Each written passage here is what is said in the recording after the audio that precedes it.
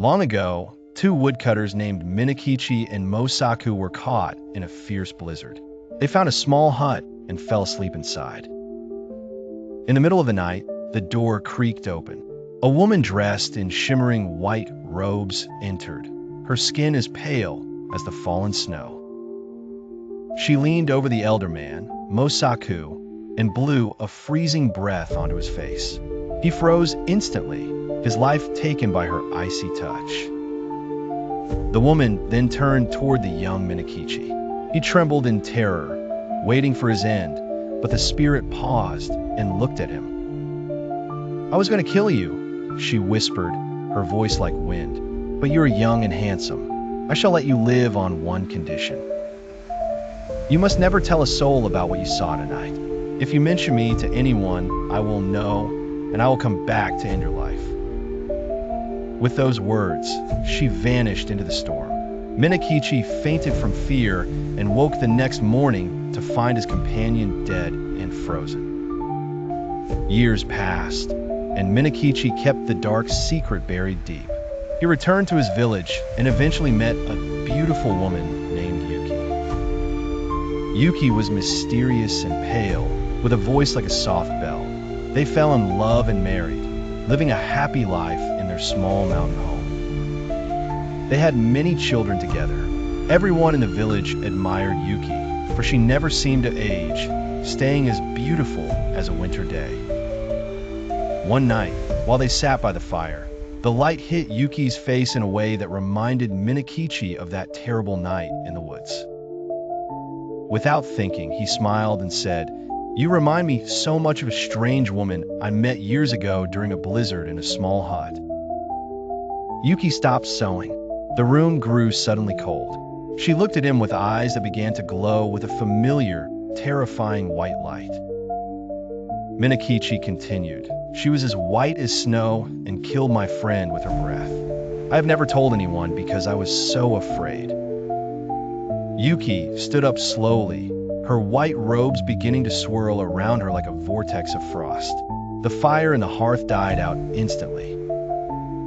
"I told you I would know," she hissed.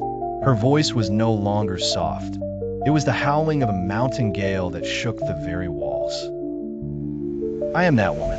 I am Yuki-onna. You have broken your promise, and now I must fulfill mine. I should kill you where you stand."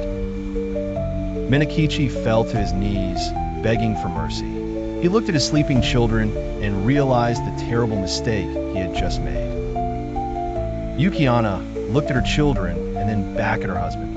Her icy expression softened for a fleeting moment of deep sadness.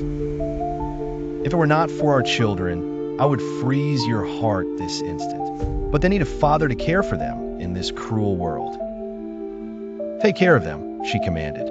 "If they ever complain of your treatment, I will return one last time to finish what I started." She began to melt into a white mist.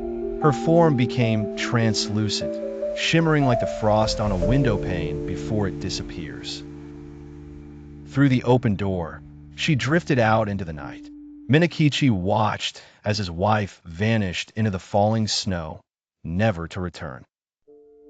He called out her name into the darkness, but only the wind answered him. The house was empty, and the warmth had left his life forever. From that day on, Minakichi lived a lonely life. He raised his children with great care, always looking toward the mountains in fear. Every time a blizzard hit the village, he thought he could see a white figure standing at the edge of the forest, watching the house. The legend of the Yuki-onna serves as a warning to all. Some secrets are meant to stay buried in the cold, never to be warmed by words. Beauty can often hide a deadly nature. In the Japanese mountains, the snow is not just weather. It is a spirit that demands respect. Even the strongest love cannot survive a broken vow. Truth is a powerful force, but sometimes it is a weapon that destroys everything. Travelers in the snow still tell stories of the pale woman. They warn each other to never stop for a beautiful stranger in a storm. For if you see her white robes and blue lips, it is already too late. The Yuki-onna does not offer warmth. She only offers the grave. Listen closely to the wind tonight. If you hear a soft whisper in the cold, keep your eyes closed and never, ever tell your secrets.